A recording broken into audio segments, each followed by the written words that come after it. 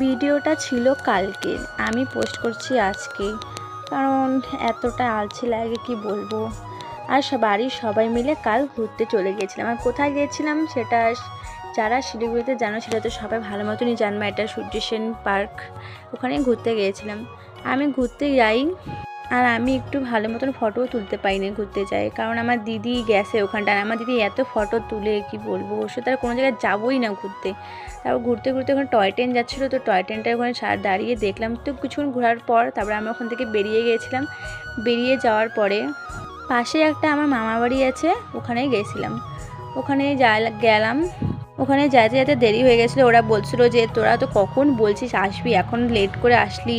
তো আসার সাথে সাথে আমার মামি সবাইকে চা দিয়ে দিল। আর এখানে আমার ভাইগনা আর আমার মামার ছেলে মিলে দুজন মিলে খেলতেছে আর চিপস খাচ্ছে। ওদেরকে আমি জিজ্ঞাসা করলাম কী করতেছিস, তো ওরা চিপস খাচ্ছে।